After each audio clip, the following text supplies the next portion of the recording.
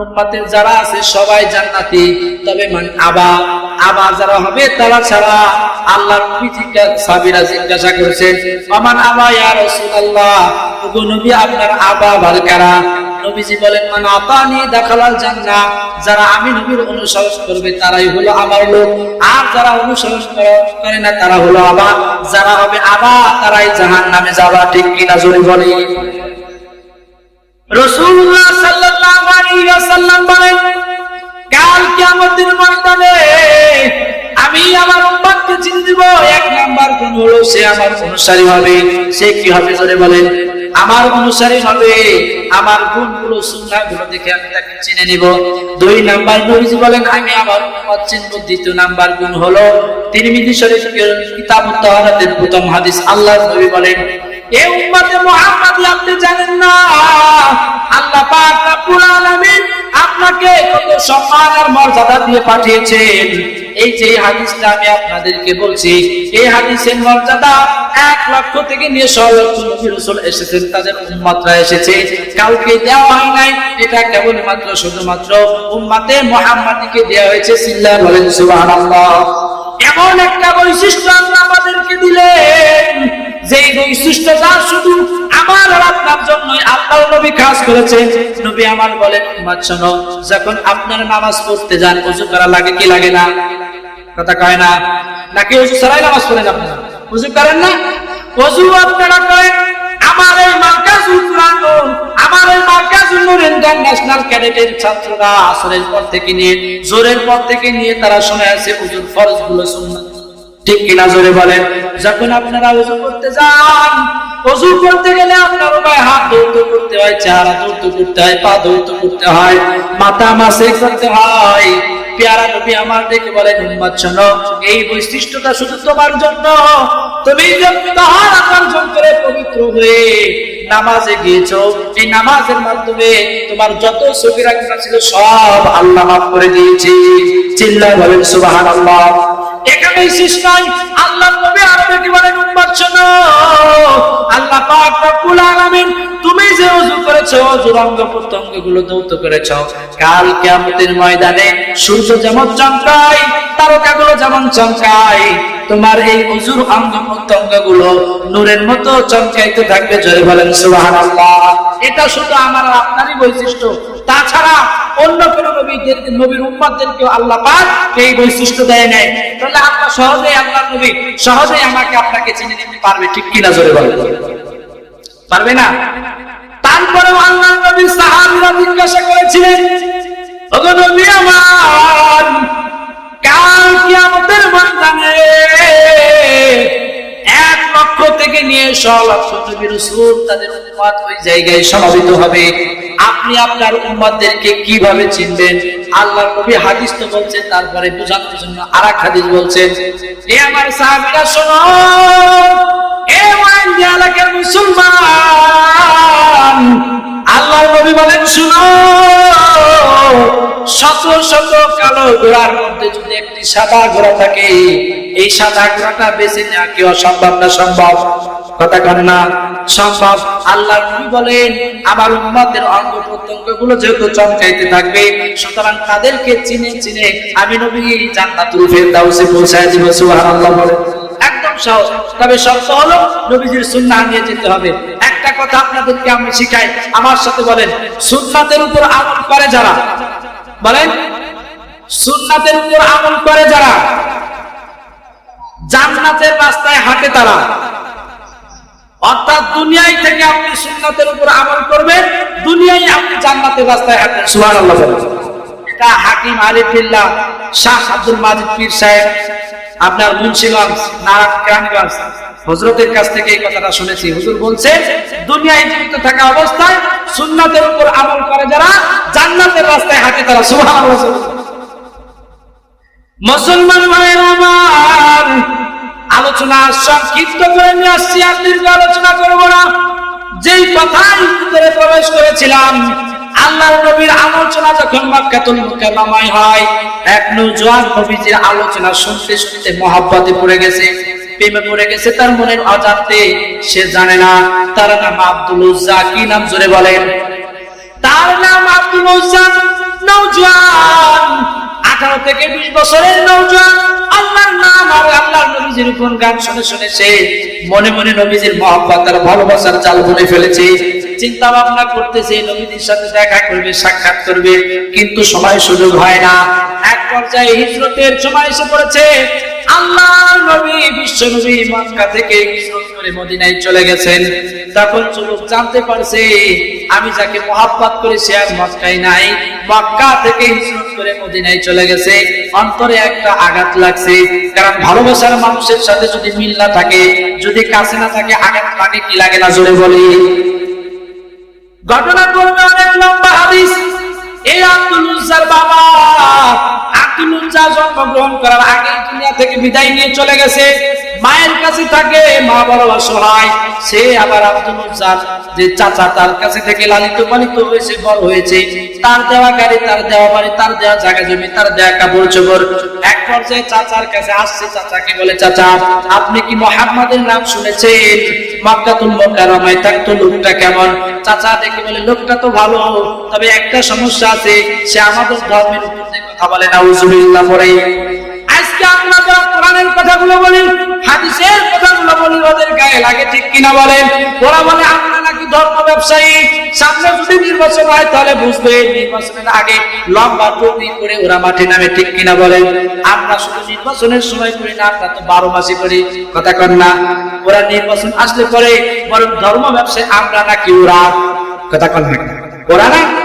মুসলমান ভাইয়েরা আমার, আব্দুল উজ্জা চাচাকে বলছে চাচা মক্কার মধ্যে মুহাম্মদ নামে এক ব্যক্তি আছে, তার সম্পর্কে আপনার কি ধারণা? ওই লোকটা ভালো, তবে আমাদের ধর্মের বিরুদ্ধে কথা বলে। এখন এই কথা ভালো বলার পরে আব্দুল উজ্জা দেখে বলছে চাচা ওই মানুষটার মহব্বত তো আমার দিলে ঢুকে, বলছে আমি তো তার প্রেম করে গেছি। সুবহানাল্লাহ জোরে বলে। এইবার চাচা দেখে বলে আব্দুল উজ্জা রে, এত সময় যা বলছো এর পরবর্তী কথা তুমি বলবা না, কারণ হলো তোমার চিন্তা ভাবনা করে বলার দরকার। যেই লোকটা আমাদের ধর্মের বিরুদ্ধে কথা বলে, নেতার বিরুদ্ধে কথা বলে, তুমি তাকে ভালো বলতেছো। আমার বাড়ি যে আরাম আয়েসে খাও দাও থাকো ফেরো, এই কথা ফের বাদে যদি বলো তাহলে এটা থেকে কিন্তু বঞ্চিত হয়ে যাবা, ফের বাদে এর কথা বলবা না। আব্দুল উজ্জা থেকে বলে চাচা আপনাকে ট্রাই করতে চাইছিলাম যে আপনার মনটা কি, আপনি ইসলাম গ্রহণ করবেন না বুঝছি, কিন্তু আমার তো প্রেমে পড়ে গেছে, আমার তো মন চাই তার দলের লোক হই। সুবহানাল্লাহ বলে। আব্দুল উজ্জা থেকে বলে চাচা আপনি আমাকে থাকার ভয় দেখেন, খাওয়ার ভয় দেখেন, জামা কাপড়ের ভয় দেখেন, আলোচনা লম্বা ওইদিকে আর যাচ্ছি না। আজকে আপনি আমাকে যে জিনিসের ভয় দেখান অসুবিধা নাই, কিন্তু যেই মানুষটার প্রেমে পড়েছি, ভালোবাসায় পড়েছি, ওই মানুষটার জন্য ঘর বাড়ি টাকা পয়সা যা আছে সব কিছু আমি ছাড়তে রাজি আছি। আল্লাহু আকবার। লম্বা আলোচনা। আব্দুল উজ্জার চাচা এবার দেখে বলে সারো বাড়ি, সারলাম বাড়ি, সারো ঘর, সারলাম ঘর। এক পর্যায়ে খুলতে খুলতে আব্দুল উজ্জার চাচা বলে তোমার গায়ের যে জামাটা আছে এটাও তো আমার কিনা, এটা নিয়েও যাইতে পারবে না, এটাও খোলো। গায়ের জামাটাও খুলে দিছে আব্দুল উজ্জার চাচার কাছে। খুলে দেওয়ার এক পর্যায়ে তার পরনে ছিল একটা লুঙ্গি। আব্দুল উজ্জা দেখে বলছে চাচা সব দিয়ে দিলাম, সব ছাড়লাম, একটা লুঙ্গি আমাকে নিয়ে যেতে চান? আব্দুল উজ্জার চাচা দেখে বলে আব্দুল উজ্জা রে আমার একটা সুতাও আমি তোমাকে নিয়ে যেতে চাই। আল্লাহু আকবার। মুসলমান ভাইয়েরা আমার, আব্দুল উজ্জা সব খুলে দিয়ে রাতের গভীর অন্ধকারে রওনা করছে মদিনাতুল মুনাওয়ারার পথে। আল্লাহু আকবার। যাওয়ার পথে মাঝখানে পড়ছে মায়ের সাথে সাক্ষাৎ। রাতের গভীর অন্ধকারে মা দরজায় খটখটায় আছে। মা দরজা খুলে তার সন্তান বিবস্ত্র অবস্থায় দাঁড়িয়ে আছে। কি বাবার সন্তান তোমার এই অবস্থা কেন? তোমার চাচা কি তোমাকে মেরেছে? আব্দুল উজ্জা ডেকে বলছে আমার চাচা আমাকে মারে নাই, কিন্তু মক্কায় একজন মানুষ ছিল তার প্রেমে পড়ার কারণে আমার চাচা আমাকে সবকিছু খুলে রেখে দিয়েছে। মা তোমার কাছে বেশি কিছু চাই না, যদি থাকে ছিঁড়া ফাটা এক টুকরা কাপড় দাও, আমি আমার লজ্জায় স্থান রাখতে চাই। আল্লাহু আকবার। মুসলমান ভাইয়েরা আমার, এক পর্যায়ে আব্দুল উজ্জা মায়ের কাছ থেকে ছিঁড়া ফাটা এক টুকরা কাপড় নিয়ে মদিনাতুল মুনাওয়ারায় লম্বা সফর পাড়ি দিয়ে চলে গেছেন। আল্লাহর নবী যেই জায়গায় থাকে সাহাবীদের কাছে জিজ্ঞাসা করছেন মুহাম্মদ কোথায়? বলছেন ওই যে মসজিদে নববীতে বসা আছে। উনি আস্তে আস্তে ঢুকতে ঢুকতে মসজিদের দরজার সামনে গিয়ে পড়ে গেছে। আল্লাহু আকবার। লম্বা পথ সফর করে আসছে, খাওয়া নাই, দাওয়া নাই, পানি নাই, কিছুই নাই। একজন মানুষ লম্বা সফর করার পরে ক্লান্ত হয়ে যায়, ঠিক কিনা জোরে বলে? ক্লান্ত অবস্থায় মসজিদের দরজায় যখন গিয়ে পড়ে গিয়েছে, আল্লাহর নবী তাই সাহাবীকে ধরে উঠেছেন। উঠানোর পরে বলছেন কি ব্যাপার, কোথায় আপনার বাড়ি? আল্লাহর নবী ওই জায়গা থেকে নিজে এসে আব্দুল উজ্জার কাছে আসছে, আউস ফিরাইছে, খাবার দাবার দিছে। কি ব্যাপার? আব্দুল উজ্জা যখন মুহাম্মাদের নাম শুনছে তখনই হুঁশ ফিরে আসছে। আল্লাহু আকবার। মুসলমান ভাইয়েরা আমার, হুঁশ ফিরে আসার পরে আব্দুল উজ্জা অবাক দৃষ্টিতে তাকিয়ে আছেন। এই মানুষটার মহব্বত আর ভালোবাসায় নিজের জীবনটা যদি বিলীন করতে পারতাম তাহলে আমার জীবনটা সার্থক হয়ে যেত। এক পর্যায়ে আব্দুল উজ্জা তাকায় দেখে মুহাম্মদ রাসূলুল্লাহকে তার সবিস্তারে ঘটনা বর্ণনা করেছে। আল্লাহর নবী সাহাবীদেরকে বলছেন, সাহাবীরা রে, অনেক কষ্ট করে মক্কা থেকে সফর করে মদিনা আসছে, পেটে খাবার নাই, ওর খাবার দাবারের ব্যবস্থা করো। সমস্ত আঞ্জাম করা হলো। এক পর্যায়ে নবীজি তাকে মুসলমান বানায় দিলেন। আল্লাহু আকবার। কালিমা পড়ে মুসলমান বানায় দিলেন। আল্লাহর নবী বলেন, আব্দুল উজ্জা রে, তোমার নাম তো আব্দুল উজ্জা, তোমার একটা সুন্দর নাম রাখার দরকার। তবে আমার কাছে আমার বাবার সবথেকে প্রিয় নাম আব্দুল্লাহ। সুবহানাল্লাহ বলেন। আমার মন চাইতেছে আমার বাবার নামটা আমি তোমাকে রেখে দেই। আল্লাহর নবী আব্দুল উজ্জার নাম রেখে দিলেন আব্দুল্লাহ। সুবহানাল্লাহ। নবীজির বাবার নামটা আব্দুল্লাহর জন্য রেখে দিলেন। আব্দুল্লাহ ইসলাম গ্রহণ করে ফেলল।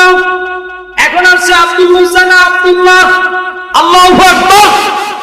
আব্দুল্লাহ এবার আল্লাহর নবীর কাছে রয়েছেন। ইতিমধ্যে আল্লাহর নবীর কাছে থাকার পর জিহাদের দামামা বেজে গেছে।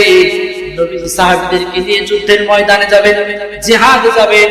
আল্লাহর নবী আব্দুল্লাহকে ডেকে বলছেন, আব্দুল্লাহ তুমি সবেমাত্র মুসলমান হলা, এখন তো নামাজের সময় না যে আমি তোমাকে নামাজ পড়ার কথা বলবো, এখন রোজার সময় না যে আমি তোমাকে রোজা রাখার কথা বলবো, এখন হজ করার সময় না যে আমি তোমাকে হজের কথা বলবো। তুমি চাইলে এইখানে থাকতে পারো, আবার চাইলে আমরা যুদ্ধের ময়দানে জিহাদ করার জন্য যাইতেছি, চাইলে তুমি আমাদের সাথে যেতে পারো। সুবহানাল্লাহ জোরে বলে। মুসলমান ভাইয়েরা আমার, আব্দুল্লাহ ডেকে বলল, ওগো নবী, আমি আপনার সাথে যুদ্ধের ময়দানে যেতে চাই। শুধু যাব তা না, আপনি আমার জন্য দোয়া করেন আমি যেন যুদ্ধের ময়দানে গিয়ে শাহাদাত বরণ করতে পারি।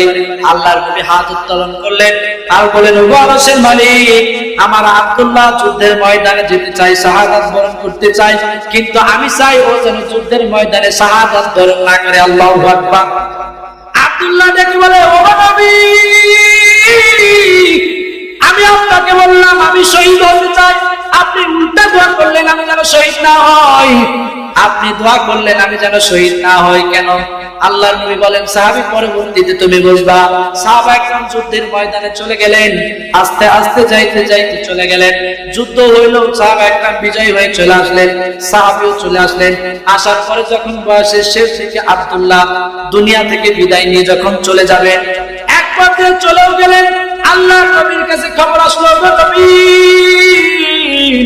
আপনার সাহাবী আব্দুল্লাহ দুনিয়া থেকে বিদায় নিয়ে চলে গেছে, আপনার যেতে হবে। আল্লাহর নবী নিজে ওই জায়গা গেলেন, ওমর গেলেন, আলী গেলেন, হযরত বেলাল গেলেন। যার পরে দেখে আব্দুল্লাহ শুয়ে আছে, দুনিয়া থেকে বিদায় নিয়ে চলে গেছে। আল্লাহর নবী অবাক দৃষ্টিতে আব্দুল্লাহর দিকে তাকিয়ে থাকলেন। এক পর্যায়ে কবর খনন করা হলো, জানাজা পড়ানো হলো। হযরত ওমর, আলী, উসমান তারা খাটিয়া বহন করলো হযরত বেলাল পাশের সাথে। হযরত ইবনে আব্বাস আছেন, রাইসুল মুফাসসিরিন আব্দুল্লাহ ইবনে আব্বাস এবং আব্দুল্লাহ ইবনে আব্বাস সরকার আরেক সাহাবী ওই সাথে আছে। এইবার লাশটাকে নামানোর জন্য কবরের মধ্যে একজন তো নামার দরকার আছে না নাই, জোরে বলেন। আমাদের সমাজের মানুষ যখন লাশ কবর নিয়ে যায়, রাখার পরে বলো কবরের মধ্যে তার একজন আপনজন নামো, কিন্তু আব্দুল্লাহ তো আপনজন বলতে কেউ নাই। কথা কথা কেউ আছে নাকি বলে? আব্দুল্লাহ তো আপনজন বলতে কেউ নাই। আল্লাহর নবী তার কাছে আপন। আল্লাহর নবী ডেকে বলবেন, সাহাবীরা রে, আপন বলতে আমার আব্দুল্লাহর এই দুনিয়াতে আমি ছাড়া আর কেউ নাই। আল্লাহর নবী বলেন যে আব্দুল্লাহর কবরে আমি নবী নিজেই নামবো। জোরে বলেন আল্লাহু আকবার। একটু চিন্তা করে দেখুন তো দেখি, যেই কবরের মধ্যে আল্লাহর নবী বিশ্ব নবী নিজে নেমেছেন, নামার পরে হযরত বেলাল ওমর তাদেরকে বলছেন, এই আব্দুল্লাহর লাশটা আমার হাতে দাও। আমি যেহেতু কবরের মধ্যে নামছি, কবরের মধ্যে যে থাকে লাশটা তো তার হাতেই দেয়, ঠিক কিনা জোরে বলেন? তার হাতে দেয় না। সাহাবা একরাম হযরত ওমর, আবু বকর, আলী তিনারা আব্দুল্লাহর লাশটাকে এইভাবে দুইজনে ধরে আল্লাহর নবীজির কাছে দিয়েছে। নবীজি কবরের মধ্যে একা দুই হাত দিয়ে আব্দুল্লাহর লাশটা এইভাবে ধরেছে। বলেন আল্লাহু আকবার। আল্লাহর নবী বিশ্ব নবী আব্দুল্লাহর লাশটা এইভাবে ধরেছে, এইভাবে ধরে আকাশের দিকে তাকিয়ে আরশের মালিককে ডেকে বলে, আরশের মালিক, এই যে দেখেন আমার আব্দুল্লাহর লাশ, এই আমার আব্দুল্লাহ, দুনিয়াতে কেউ নাই আপন বলতে আমি ছাড়া, তবে আরশের মালিক আমার এই আব্দুল্লাহ আমার মহব্বত আর ভালোবাসায় ঘর ছেড়েছে, বাড়ি ছেড়েছে, জায়গা জমি ছেড়েছে, ঘর বাড়ি জায়গা জমি টাকা পয়সা সব ছেড়েছে আমার ভালোবাসায়। আমি আমার আব্দুল্লাহকে ভালোবাসি, আব্দুল্লাহ আমাকে ভালোবাসো। ওগো আরশের মালিক, এই যে তোমার কুদরতে হাতে দিলাম, আমি যেহেতু আব্দুল্লাহকে ভালোবাসি, আব্দুল্লাহ আমাকে ভালোবাসো, তুমি আল্লাহ আব্দুল্লাহকে ভালোবাসো। আল্লাহু আকবার।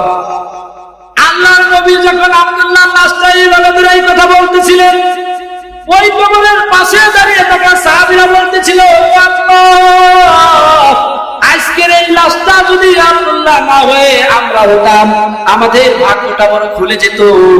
আব্দুল্লাহর যেমন খুলে গিয়েছে, আমাদের ভাগ্যটা ওইভাবে খুলে যেত। আল্লাহর নবী আল্লাহর কুদরতি হাতে আব্দুল্লাহকে সমৃদ্ধ করে জান্নাতের মালিক বানিয়ে দিয়েছেন। চিল্লা বলেন সুবহানাল্লাহ। মুসলমান ভাইয়েরা আমার, লম্বা আলোচনা ওই দিকে আর গেলাম না। তো সাহাবী নিজের জীবনটাকে এইভাবে দিয়েছেন নবীজির ভালোবাসায়, নবীজির জন্য দিয়েছেন। কমস কম সুন্নাহ আমল তো আমরা রাসূলুল্লাহর জন্য করতে পারবো। রাজি আছেন সবাই ইনশাআল্লাহ? আমি যে আলোচনাটুকু আপনাদের সম্মুখে উপস্থাপনা করেছি, আপনাদের কাছে কি খারাপ লেগেছে? বলেন না খারাপ লেগেছে? আলোচনা ধারাবাহিক আমরা এইভাবে চালাবো তো ইনশাআল্লাহ। আবার আপনাদের সাথে দেখা হবে কোনো এক ময়দানে। আল্লাহ পাক আমাদেরকে